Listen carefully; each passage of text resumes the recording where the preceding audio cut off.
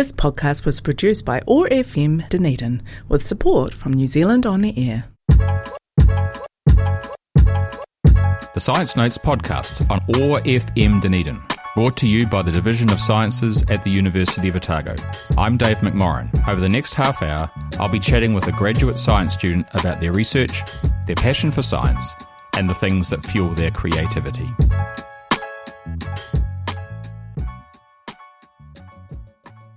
Hello there, and welcome to Science Notes for another episode. My name's Dave McMorrin, and this time our guest is Charlie Boocock-Yee. Hi, Charlie.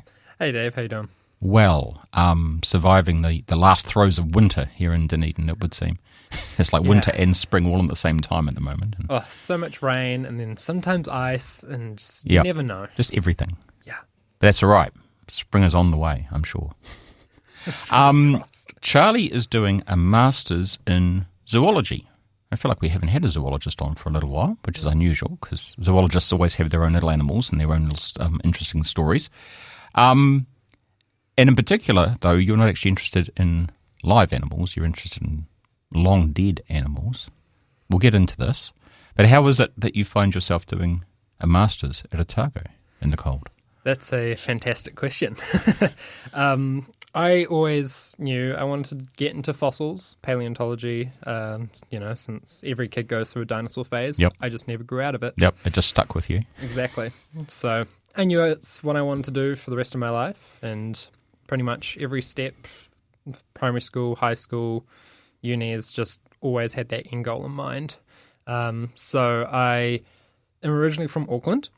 And in high school, I really made an effort to take all the science topics that I need to take, chemistry, biology, statistics, and then I was having a look for what the options were in New Zealand, and surprisingly little. Yeah. But I did notice there is a paleontology laboratory here in Otago, so that really led me here. So it's the only one? It's the only one. Interesting.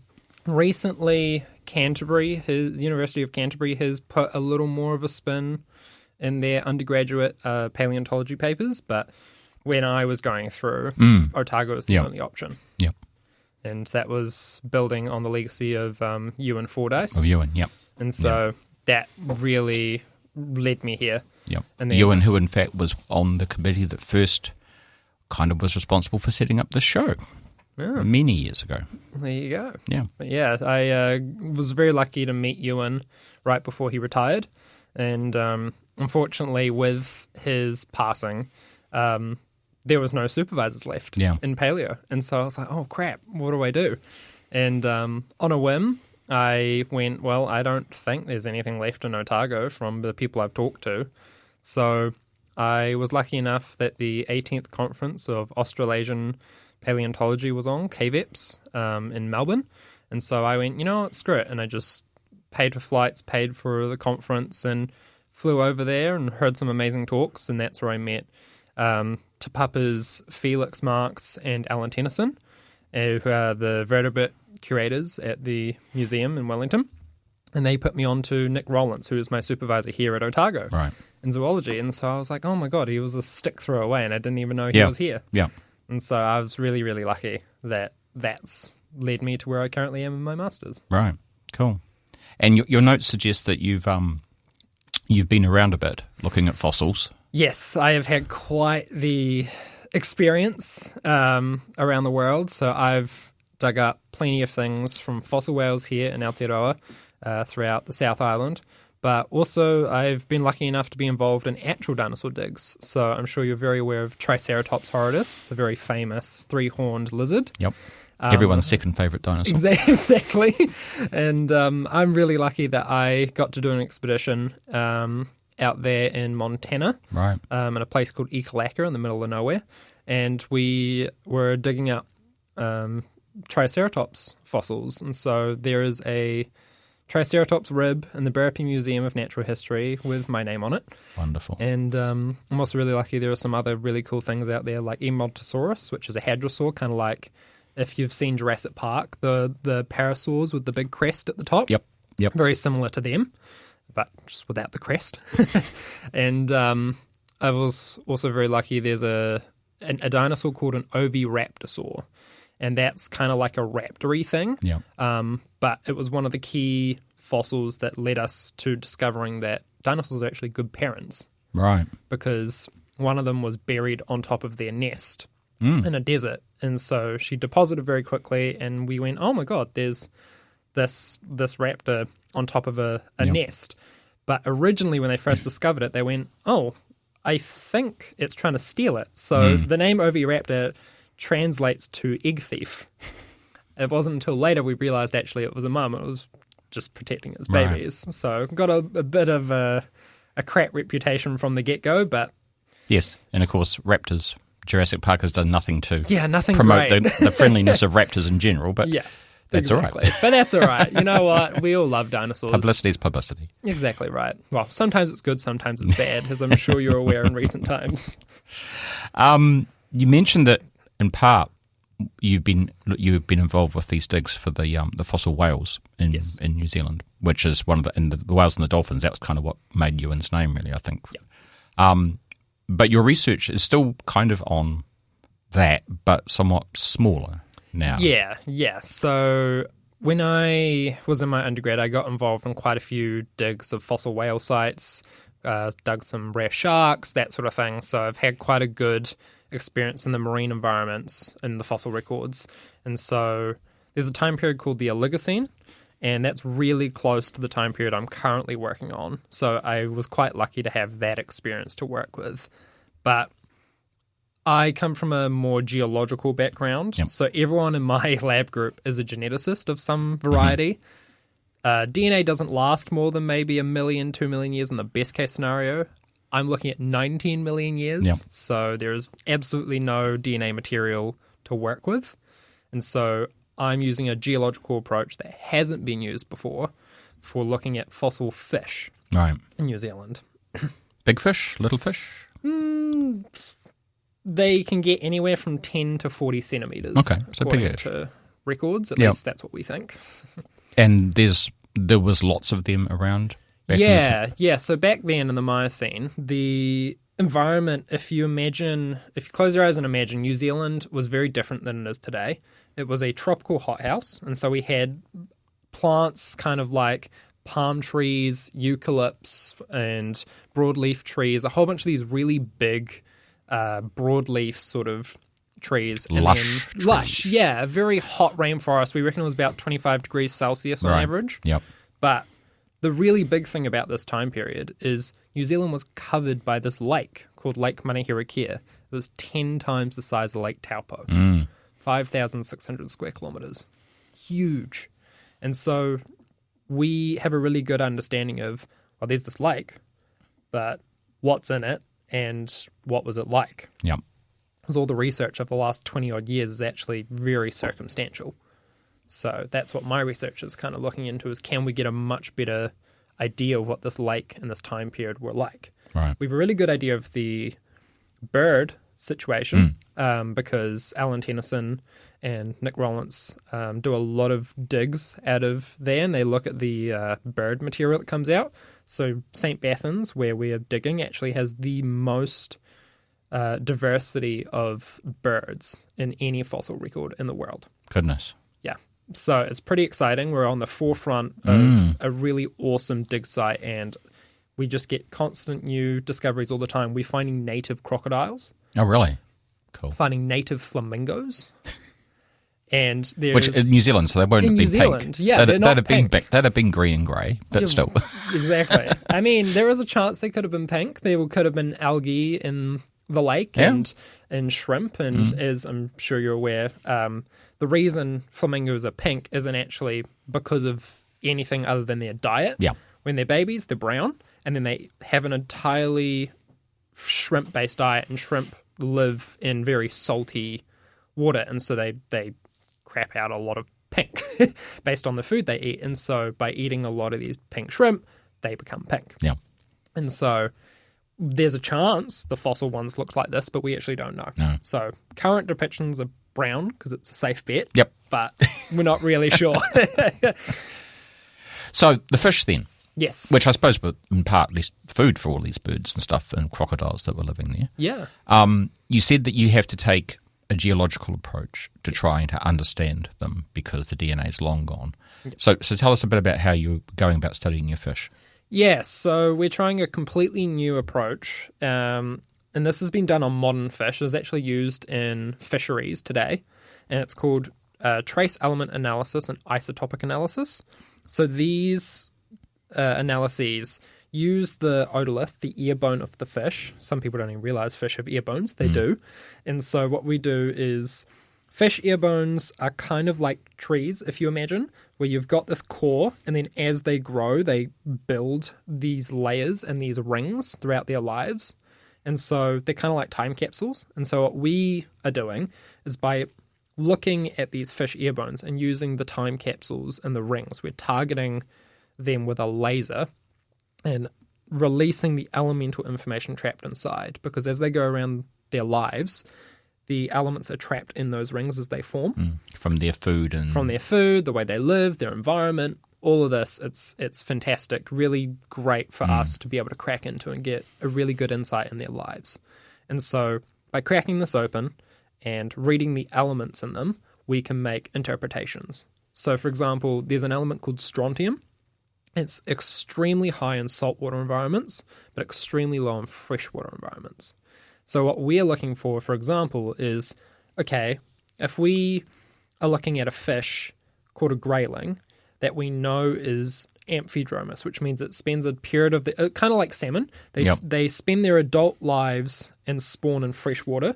The babies drift downriver into the ocean, and then once they become juveniles, they swim back upstream and stay in fresh water until they become adults, and the cycle repeats.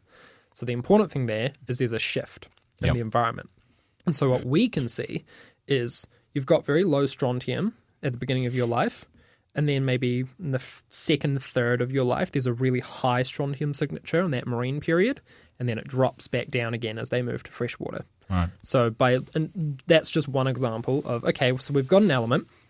By looking at what we know about the modern descendants that are alive today and their behavior, then how does that link to the fossil ones? And so we're very lucky to say, okay, well, the strontium's a really nice signature to look at. And what we're really, really hoping for, fingers crossed, is if there is a high strontium signature, we can actually age the otolith directly. Right. Which would be huge, because all aging in the current 20 years of literature is a bit crap. And certainly you can't get this from DNA. No.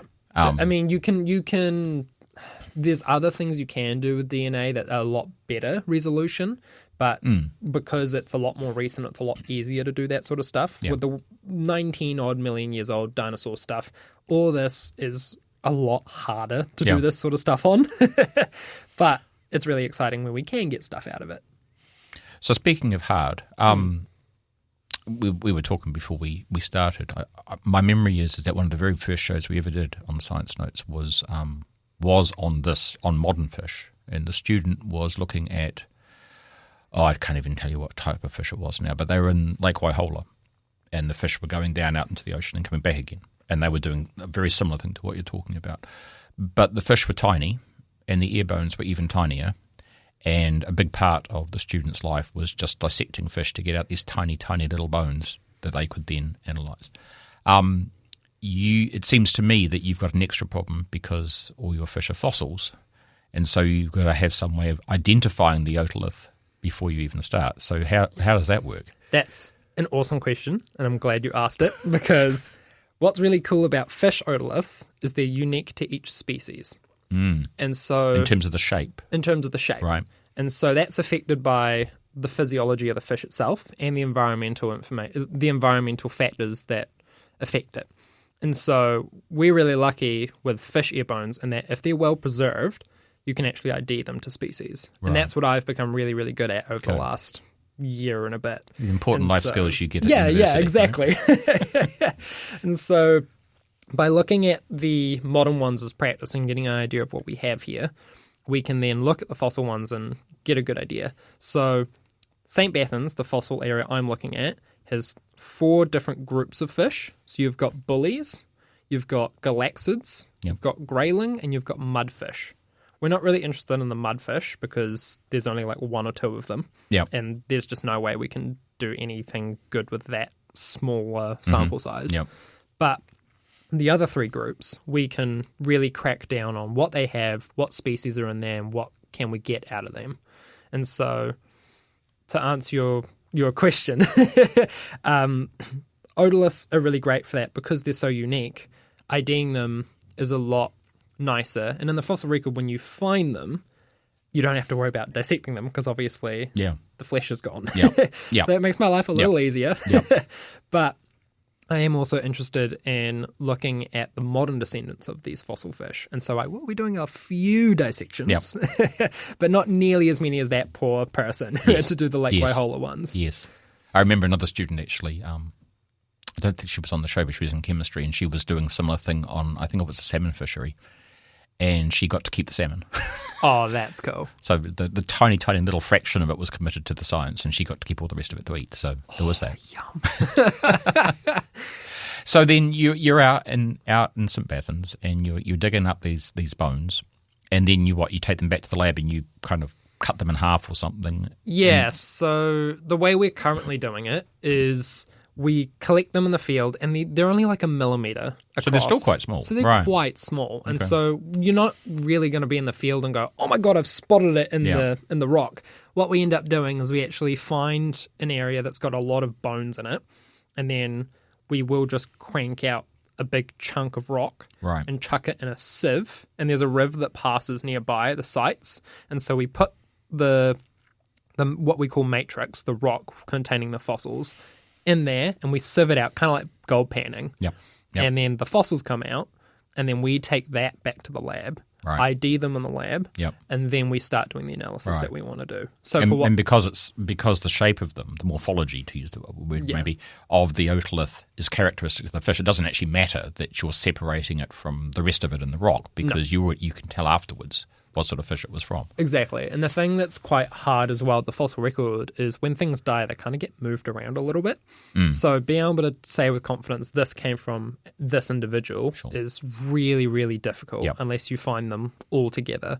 So out of the last, 20-odd years of research, there's only one individual that's been found intact with the whole skeleton. Looking like a fish. With the ear bone. Right. So every other one we just have to go, it's a loose ear bone and we don't know what else it belongs to. We've got all these other fragments. And so when we get them in the lab, I ID them. I go, great, this is this species.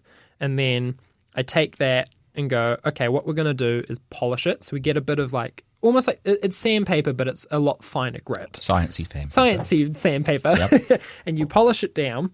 And what we're trying to do is reveal those rings really nice and clearly.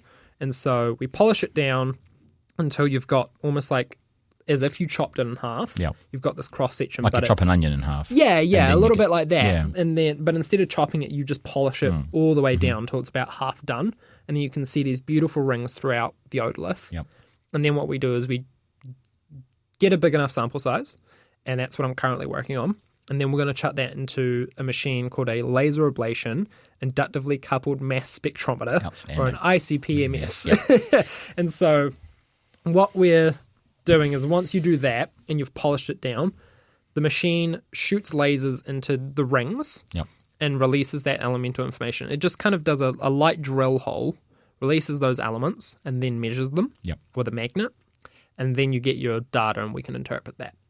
And so that's the entire process. Yep. I'm currently working on the polishing process because that takes... Currently, it's taken me 2 hours to do each specimen. So we're doing this by hand? Doing it by hand. When they're only a millimetre? Yep. Good. And so it's currently taking up most of my life at the moment. But I reckon it's only going to take me maybe another month to finish all of my samples, and then we can go through that laser process and get some exciting results. How many layers typically in one of these otoliths? So it entirely depends on the species. So the fossil ones that I'm finding, they're called Prototroctes, and they're the grayling, the fossil grayling, similar to the modern Australian grayling and the recently extinct New Zealand grayling. Right. And so we're finding at the moment they're getting to about 3 to 4 years old. Right. So that's 3 or 4 layers. 3 or 4 rings, distinct Right, yep, rings. So yep. rings form every day in a Right, fish, okay. kind of like trees. But the thing is, you get a massive accumulation of rings. You get this really thick band, almost like a black band, and then you've got light bands between, and then another black band. And so that's your variation in growth, Right. but also things like seasonality. Yep. And so by looking at the distinct correlation and merging of rings to make that thicker band, we can say that's a year. And so we can go, okay, well, there's 4 dark bands here. So, and that goes around the entire length of the otolith. So that's got to be a distinct year. Yep. Yep. And that's how we end up aging them. And that's what we do with the modern ones as well. So that's the fidelity that you're looking at is a yearly variation. Yeah. Even though in theory you could get finer than that. You actually can. We can see the daily. Right. When they're really, really nicely polished. Yep. We're not going to be targeting that just because it's going to cost $1 bajillion Yep. to do that. Yeah. But getting the yearly information is still really helpful because we get a good representative idea of what the environment's like. So we Cool. can get a whole bunch of information. It's not just the freshwater, saltwater. That's the main one. Yep. Because we don't know if the lake is landlocked or not.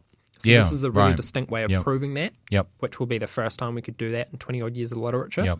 And I But- suppose, I mean, are you expecting that it is because that's the way that the modern versions of the fish operate? Yeah, both modern species operate like that. Right. And And so so- if you look at the fossil ones and there's no evidence of them being out in the ocean, that means that they're operating differently and somehow they've evolved over time too. Exactly. And Right. so we are really interested in finding out whether it's one or the other. So if they are going to the ocean, they are the direct ancestors of the modern ones, both Australian and New Zealand, which is amazing. But if they're not doing that, that's even more interesting because that means the modern ones came from somewhere else. Yep. And these fossil ones are an entirely different group, sister tax that we've never seen before. Right. And that would be an entirely new group to science. And so either way, we get really interesting data. Cool. But we also get really cool stuff like what was the temperature like? Yep. In certain parts of the lake, was it deep or shallow? And all of this sort of sometimes you can even get other information like trophic information. So what did the fish eat? Where did it sit on the food chain? Yep. All of this is really helpful for getting a really good idea of what this ancient environment's like. Yep. And that's all really important for being able to inform things like modern conservation and modern climate. Yeah. And it's also just adaptations. interesting to It's know. also just interesting, right? Yeah. It's not quite T-Rex interesting. No. But you know. We're just about out of time. So you're about halfway through your Masters? Yep. What next? PhD somewhere? PhD somewhere. I mean, all my supervisors are already going, great, so you're going to do a PhD after this. Yeah. But it's at the moment, they're all like, you've learnt the fish, so we want you to do more fish. Honestly, it would be nice to do something else, but you know what? I'll just take what I can get, because when I took this project, I didn't go, I love fish. Fish are like my go-to. I actually just said, look, I want to do this fossil research stuff for the rest of my life. I don't care what I need to do for my master's and my PhD. Just, you know, whatever you think is going to get me employed long term, that's what I care about. And they went, cool, we've got this fish project. I went, great, I'm going to be the best fish That's scientist. right, you're going to be the fossil fish guy. Yeah, exactly. I mean, it would be nice to get some dinosaurs, but, you know, the New Zealand record's not really great for that. We do get one or two, but they're really rare. So, you know, fingers crossed, maybe in like 10 years, we can get on to something a little more exciting. But like I said, I've been involved in fossil whales that are like 9 meters long and stuff like that. So still really exciting to just get out there, and you never know what you're going to find. Cool. Well, thanks, Charlie, for coming in and thank you so much for having me. Clearly something you're really, really into. And thanks for sharing it with us. Oh, thank you. And thank you, everyone out there, for listening. You've been listening to the Science Notes podcast, brought to you by the Division of Sciences at the University of Otago. To listen again, or to find other episodes in this series, go to Otago Access Radio's website, oar.org.nz, or to your favourite podcast platform. This podcast was produced by OAR FM Dunedin with support from New Zealand On the Air.